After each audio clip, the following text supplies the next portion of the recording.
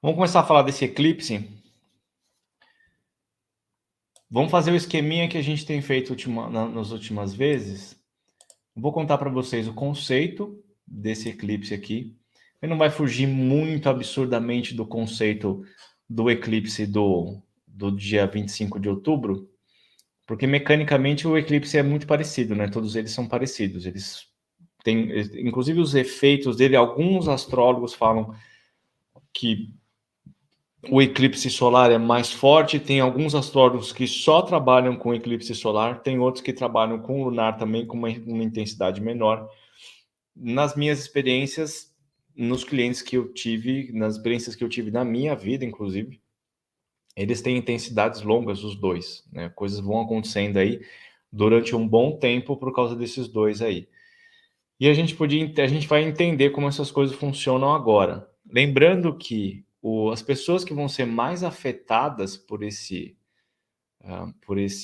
eclipse, e na verdade já estão sendo afetadas particularmente esse ano, né? A gente tem o pessoal que é da cruz fixa, né? Você sabe ali, os signos tem, a gente trabalha os signos com os elementos, fogo, terra, ar e água, mas dentro do elemento a gente tem outras subdivisões que a gente chama de modos, né? Que é o modo fixo, cardinal ou mutável. Cardinal ou cardeal, tá? Tanto faz, vocês encontram dos dois ali.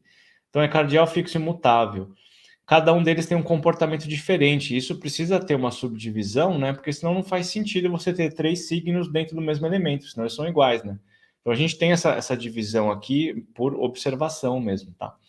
Então, como a gente está com os nodos, o nodo sul e o nodo norte, esse eixo nodal tá no eixo de escorpião-touro, todo mundo que é de escorpião e touro sente isso com muito mais impacto, tá? Durante esse ano inteiro pegou eclipses, tanto solar quanto lunar, pegou nesse eixo aí. E por tabela, esse eixo acaba fazendo quadraturas com outro eixo, com o outro lado, que é o eixo de Leão e Aquário, que são os outros dois signos fixos. Então, a princípio, todo mundo que é de Sol, todo mundo que é de Touro e Escorpião pode ter sentido isso com muita força durante o ano inteiro. Esse último eclipse eu contei para vocês lá na live antes do eclipse do dia 25, que eu senti muito intensamente esse eclipse solar que teve em Escorpião, porque pegou exatamente em cima da minha lua. No primeiro semestre eu também tive sensações assim. Então, o pessoal de Escorpião e Touro, que tem Sol, Lua e Ascendente nesses dois signos, deve ter sentido isso com muita força esse ano. Em segundo lugar, a gente tem ali o pessoal que tem Sol, Lua e Ascendente em Aquário e Leão. Mas aí, dependendo da posição, tá? A gente tem que observar os graus ali. Essas pessoas podem ter sentido com bastante intensidade. E aí, depois vem todo o resto ali, que depende da posição onde o eclipse bate para poder ter algum efeito ali, tá? Então, vamos analisar isso aqui, vamos ver isso aqui junto. E deixa eu só passar aqui, ó. Galera, se vocês tiverem dúvida, vai mandando aqui no chat que mandando no chat aqui que eu vou lendo aqui se alguém tiver alguma dúvida específica a respeito do funcionamento do eclipse ou das posições que eu vou contando para vocês aqui, tá?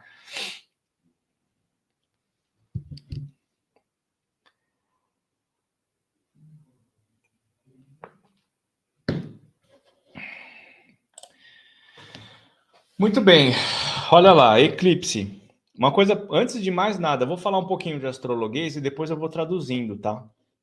Então vocês não se preocupem que eu vou explicar um por um aqui. Mas uma coisa que me chamou muita atenção nesse eclipse é que a gente tem dois eclipses com os posicionamentos de casa muito similares. Tem coisas que são muito parecidas. Ambos têm ascendente em Sagitário. E sim, qualquer evento, qualquer coisa a gente pode criar um mapa natal, tá? Qualquer coisa. É nascimento de pessoas, é um nascimento de um relacionamento, de uma sociedade, abertura de uma empresa, um investimento, qualquer cachorro, cavalo, papagaio, qualquer coisa que nasce, que começa a viver, seja uma situação, seja um ser vivo, pode ter um mapa natal, tá? E isso se comporta desse jeito ao longo do tempo aí, tá? Então a gente tem esse eclipse desse jeito. Então os dois, tem uma coisa que me chamou muita atenção e que não necessariamente é uma coisa fofa, né, não é uma coisa muito legal, é que os dois têm ascendente em Sagitário, e como a gente está numa fase de Sol em Escorpião, o Sol de ambos está na casa 12. Para quem estuda astrologia aí, para quem quer entender um pouco melhor, eu sempre falo para o pessoal, né? Quando vocês vão olhar posicionamentos de casa, planeta na casa, vocês têm que olhar para a tabela onde tem os dados aqui. Não é todo mundo que tem o programa, né? Mas qualquer site de astrologia que você for ver as coisas, você tem lá a descrição do que está onde. Aqui no Pegasus, por exemplo, eu tenho uma aba aqui que chama casas. Não, mentira, coordenadas. Né? E a coordenada vai me falar exatamente em que planeta que está, em qual casa, em qual grau, de que signo, né? Então, se eu olhar aqui, ó, eu tenho Sol, tá? Sol em Escorpião, tá? E ele está aqui mostrando que está na casa 11. Não sei por que está na casa 11, 16 graus. 24. Ah, tá. Então ele tá muito perto aqui, né? Ele tá aqui ele mostra o que está onde. Então ele vai mostrar para a gente exatamente onde está. Porque se a gente olha, às vezes quando a gente olha para um planeta, a gente tem a impressão que ele está numa casa, mas ele está em outra, porque a gente tem aquela distância entre graus entre um pedaço e outro para ele começar a fazer aspectos, tá? Quem não conhece muito bem isso, vai lá aqui no YouTube, tem uma playlist chamada Curso Gratuito de Astrologia, que são aulas gratuitas de astrologia, tá? Para quem quer aprender, tem lá. O curso não está completo, estou preenchendo lá a playlist, tá? Mas tem muitas aulas ali. E tem a aula que fala sobre órbes planetárias, que é o que define essas situações aqui, tá? Então, o que a gente tem aqui? Quando a gente vê visualmente, a gente olha para esses pontos aqui e a gente pode pensar que eles estão aqui. Esses aqui, por exemplo, a gente pode pensar que está na casa 11, né? Porque ele não está inteiro dentro da casa 12, mas eles já estão dentro dessa faixa aí de distância para poder estar influenciando na próxima casa. Então, o que acontece nesses dois pontos aqui é que a gente tem uma influência muito grande do setor inconsciente, né? E o setor inconsciente vai falar para a gente de segredos, de coisas que estão ocultas, de mentiras, de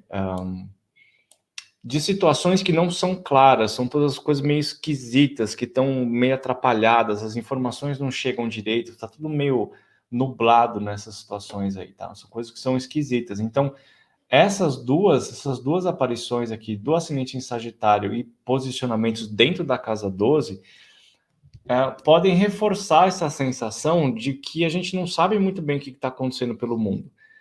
Na verdade, a gente nunca sabe, né? A gente mal sabe a verdade que acontece dentro de uma pessoa que mora com a gente no mesmo quarto, na mesma casa, há 30 anos.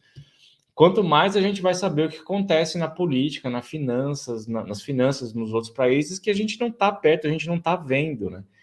Então, a sensação de dúvida, de insegurança sobre o que é real, o que é fantasioso, o que a gente pode contar, o que a gente não pode contar nos próximos 6 meses, pode ficar bastante intensa, né? Ela pode ficar bastante forte aqui nas sensações.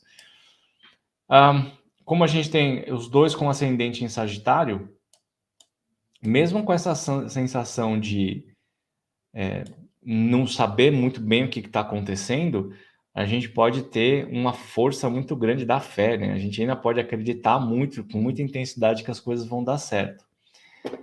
Ou pelo menos a gente tenta, né? Porque os dois eclipses estão com o ascendente, né? O ascendente é Sagitário, o regente do ascendente é Júpiter. O Júpiter está retrógrado nos dois. O que quer dizer que ele dá uma travadinha no movimento de fluidez, ele pode trazer alguns erros, né? Um desperdício de energia, uma tentativa constante de fazer alguma coisa por um lado e sempre está dando errado, sempre está dando tropeços ali. E o que é pior é que no passado a gente viu o Marte em Gêmeos fazendo essa quadratura com Netuno e Júpiter aqui, e o Marte na casa 7, né? Eu lembro que eu falei isso para vocês, era aquela coisa de dificuldade de achar o meio termo, né? A dificuldade de conversa, de buscar o equilíbrio, de buscar a harmonia entre os pedaços, entre as partes, né? Porque a casa 7 fala das relações, eu com o outro de fora, né? Fala sobre negociações. Então, quando a gente tem esse conflito aqui, existe uma dificuldade muito grande de conseguir parar e ouvir o outro, né? Existe uma tensão muito grande de tentativa de imposição da minha verdade em cima do outro. Isso aqui já estava difícil, e lembro que eu falei bastante para vocês a respeito da condição da Europa ali, né? Inclusive, né,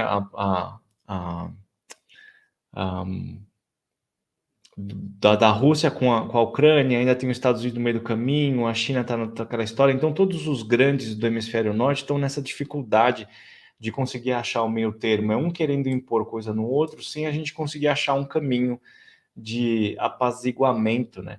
E o que acontece agora é que a gente ainda mantém esse aspecto, só que agora a gente está com Marte retrógrado, o que dá uma dificuldade ainda maior. Então eu falei para vocês lá antes da live do dia 25 que a gente vai ter um final de ano / começo de 2023 bastante confuso, ainda com informações desconexas, a gente não entende muito bem se está parando, se está começando, se vai indo, se volta, se fez as pazes, se não fez. O negócio fica bastante esquisito ali, né? Com muitas informações diferentes. E cá entre nós, né? A gente tá vivendo um momento desse, né? Se a gente fica para um lado, a gente só vê mensagens daquele lado. Se a gente fica para o outro, só vê mensagem daqui. A gente não existe um meio de comunicação onde a gente consegue encontrar alguém falando, não, pô, aquele cara fala um negócio aqui, e eu não estou falando especificamente sobre política, tá? Aquele cara fala um negócio aqui, que aqui ele fala umas merda aqui, né? Mas ali ele fala umas coisas que é bacana. O outro fala uns negócios ali que naquele canto, aquele lá tá mais certo, mas esse aqui tá melhor no outro. Essa coisa de conseguir conciliar essas duas ideias é que consegue levar a gente para um caminho mais esperto, manja, para um caminho mais inteligente, porque você pode absorver coisas boas dos dois lados, né? E mais uma vez, eu não estou falando sobre política, eu estou falando geralzaço, assim, tá? Inclusive, uma das coisas que eu falo para os meus clientes, que, quando eu falo muito sobre espiritualidade, fala, cara, você precisa de desenvolver sua espiritualidade, entender sua fé, buscar sua fé, como que isso funciona, né? Muitas pessoas falam para mim assim, eu não vou muito atrás disso porque eu não gosto de religião. Religião é uma coisa que não combina comigo.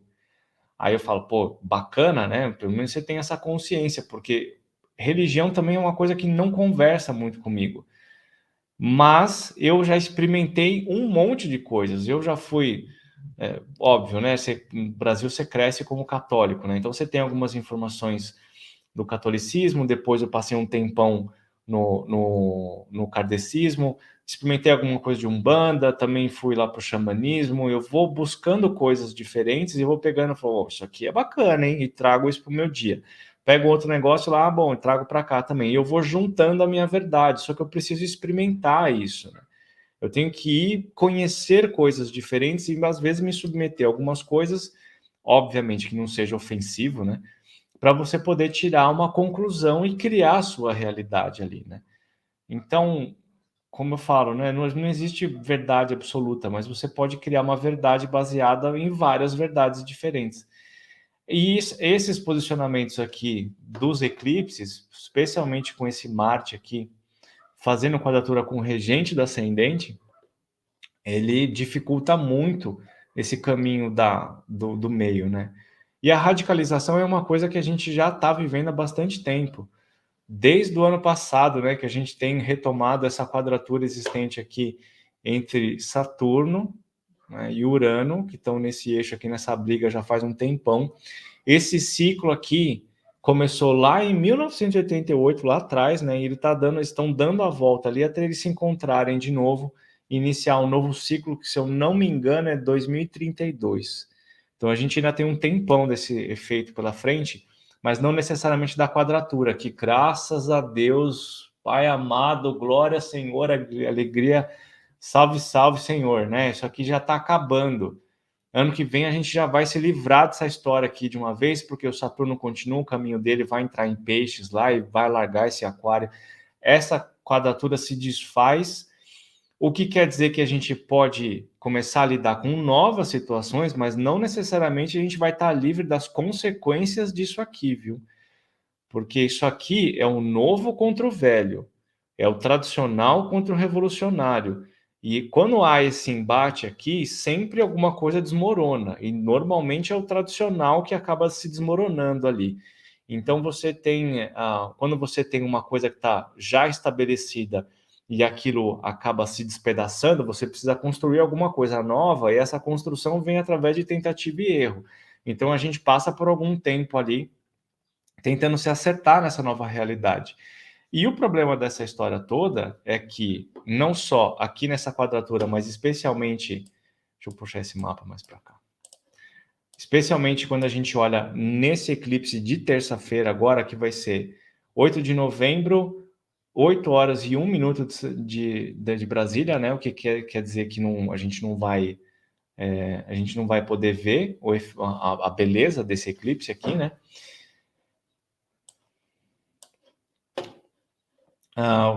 E o que acontece é que neste eclipse aqui, além de você ter a quadratura de Saturno com Urano, o eclipse acontece exatamente em cima de Urano, o que quer dizer que ele cria uma tensão muito grande, criando essa grande quadratura aqui, que é chamada de quadratura T, que tem a quadratura entre o Sol, na oposição do Sol com a Lua, que é a formação de um eclipse, né? Que é quando a Terra entra no caminho ali do Sol e tampa a luz que chega na Lua.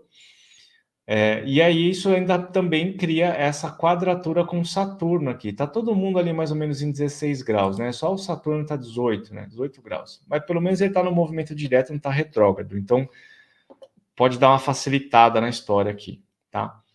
Mas o que acontece é que a gente tem esse eclipse acontecendo exatamente em cima de Urano, que é um planeta de revoluções, de rompimentos, de quebras, né, de separações drásticas, e em cima do nó do norte. O nó do norte, ele mostra qual que é o caminho que a gente tem que seguir, né? Num mapa natal, a gente examinando esse nó do norte, a gente vai entender quais são as características que você tem que desenvolver para poder dar saltos de evolução dentro da sua realidade ali. O nó do sul é a sua zona de conforto, é o que você já sabe fazer. E quando você olha para o nó do norte, é um lugar que é mais difícil, porque são coisas que você nunca fez, né? São coisas que você tem que se esforçar para entender. Você tem que sair da sua zona de conforto, e ninguém gosta muito de sair da zona de conforto, né? A não ser que muitas das vezes a gente só sai da zona de conforto quando está sendo obrigado a fazer isso, né? E isso é uma coisa que está rolando agora.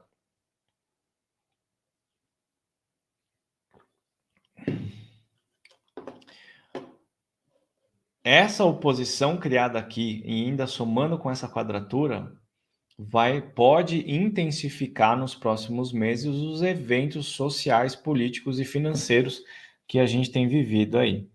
É complexo, né? A gente já está vivendo uma crise financeira já faz algum tempo e a gente não está livre ainda, né? A gente ainda tem mais um tempinho pela frente. Me preocupa essas coisas porque, já falei para vocês várias vezes, né? Estados Unidos, que é a principal potência do mundo, pelo menos era, né? Mas agora está se equalizando com outros, está no retorno de Plutão, que está exatamente em cima da casa financeira deles, da casa 2. Se a gente tem mais uma quebra lá nos Estados Unidos, todo o resto do mundo vai pagar por isso. E é provável. Há uma possibilidade da gente viver por um período de mais recessão, de um período maior de recessão, tanto nos Estados Unidos quanto nos outros países, que pode se agravar muito por causa da situação da Ucrânia.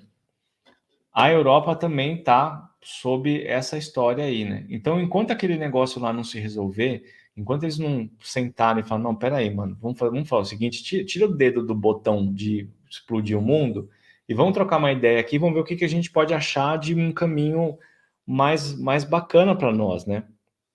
que é difícil a gente falar isso, né? Porque será que alguém consegue pensar nisso, cara? São tantas coisas escondidas, né? São tantos interesses financeiros e de poder, jogos de poder por trás ali, que a gente não sabe o que vai acontecer, mas pelo que a gente vê de notícias, a gente não acha que a galera está disposta a trocar uma ideia, né? Eles querem mais chute no peito e bomba, né? Então é complicado. Então, o Urano, essa junção aqui, esse eclipse acontecendo em cima de Nó do Norte, mais Urano em Touro, fala muito intensamente sobre o sistema financeiro, o sistema de valores. E essa quadratura com Saturno aqui também realça a potencial escassez, né? Essa alteração em como que as coisas andam, qual é o sistema de valores, né? Como que faz a gestão das coisas das coisas financeiras. Quem acompanha mercado financeiro já faz um tempinho, eu presto bastante atenção nisso já faz um pouco mais de um ano, com mais atenção, né? O negócio lá tá mega instável. O mercado volátil já é super imprevisível, né? Até os especialistas são especialistas que não sabem o que são, que não sabem o que é.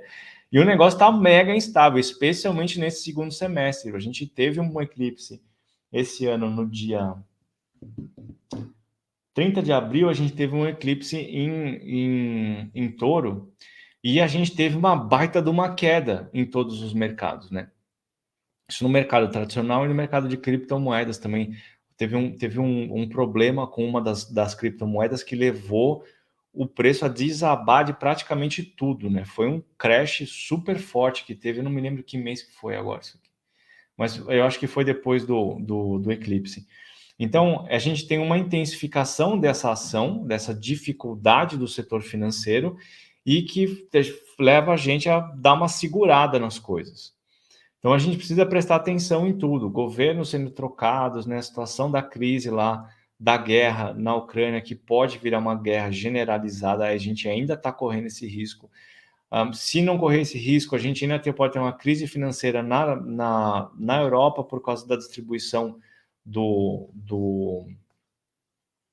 é que chama? Como é que chama aquele negócio lá que sai fumaça lá dos gases, né? Não é gases.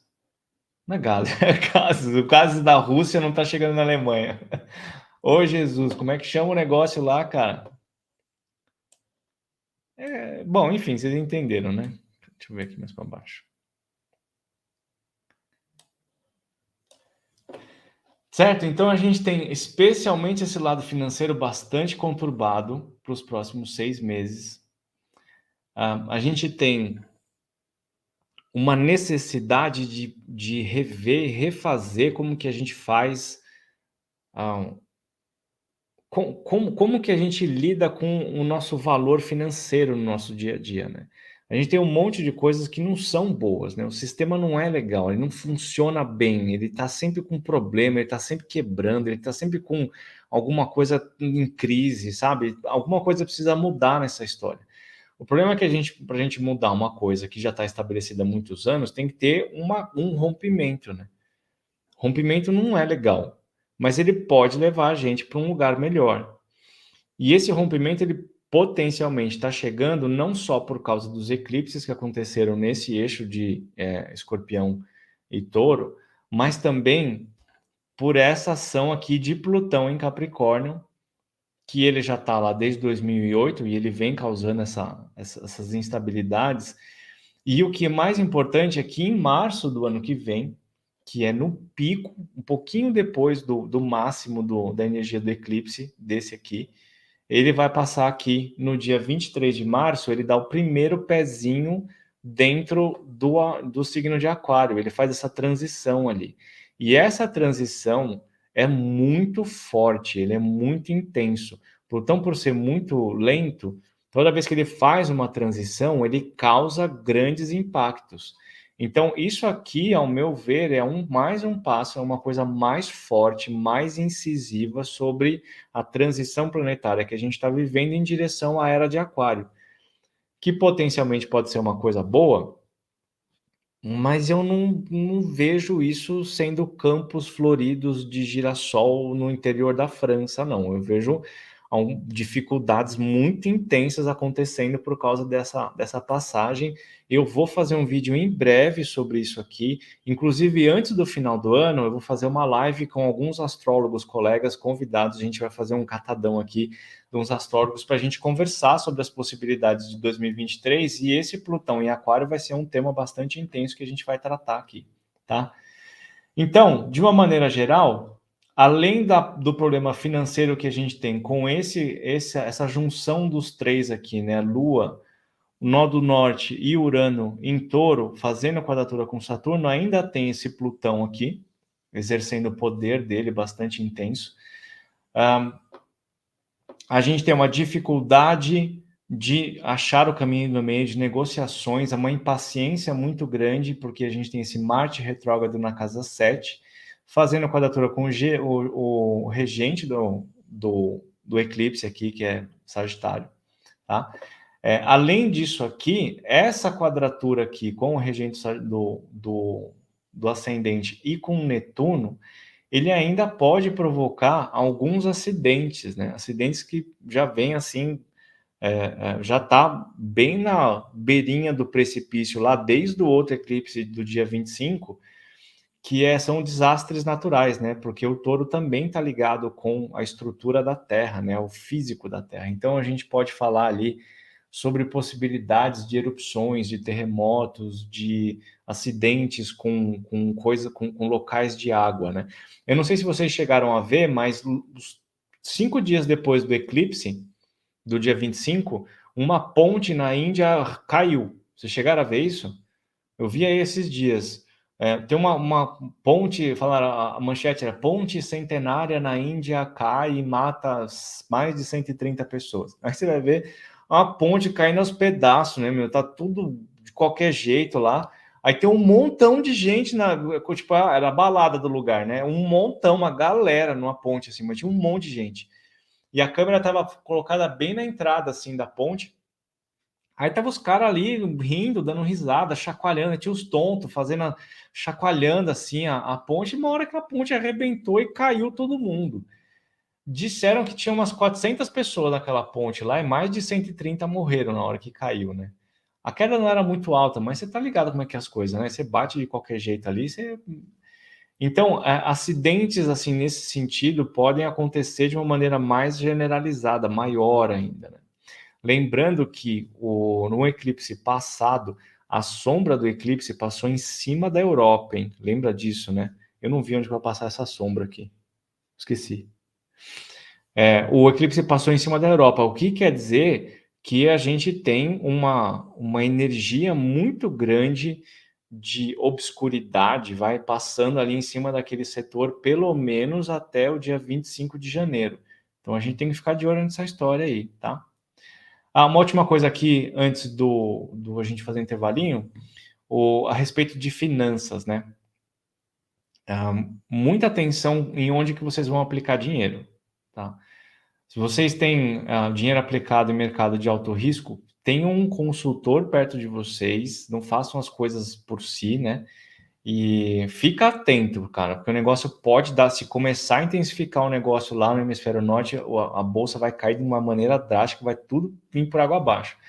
Então, talvez renda fixa, né, aquelas poupancinha lá que não rende nada, seja mais seguro do que você testar alguma coisa em mercado volátil. Só um último detalhe aqui importante. Não é porque a gente tem um negócio desse aqui, tenso. Deixa eu voltar aqui para eu aqui. Não é porque a gente tem um negócio tenso desse aqui que a sua vida não vai dar certo, viu? Que você vai ter problemas, que, nossa senhora, tudo vai estar caótico e não sei o quê. Não é nada disso. Mesmo porque, se você pensar assim, 2020 foi um ano super complicado para muita gente, né? Teve um monte de gente que perdeu negócio, que perdeu um monte de dinheiro, que vocês sabem, né? Foi bastante complicado para muita gente. Mas 2020 foi um dos anos que eu mais ganhei dinheiro. Foi super bom, foi excelente. Depois, né, a coisa continua andando no nível bom, mas muita gente foi prejudicada por causa da situação grave que a gente estava vivendo e que o mapa das coisas, né, os eclipses que tiveram em 2020, 2021 e as posições planetárias que a gente tinha também naquele momento, não eram nada agradáveis, né, no geral. Mas, no nível individual, esse negócio pode acontecer completamente diferente, tá? Então, a gente tem que ver onde que esse eclipse está pegando e, especialmente, o que, que você está fazendo para poder aproveitar as melhores energias, porque pode estar caótico ali, mas isso aqui representa um desafio, e se você encarar o desafio da melhor maneira, mais coerente, com bom senso, sabendo o que você está fazendo, para onde você quer ir, isso aqui pode ser um baita de um impulsionador para sucesso, viu? Então, variar muito de mapa para mapa, tá?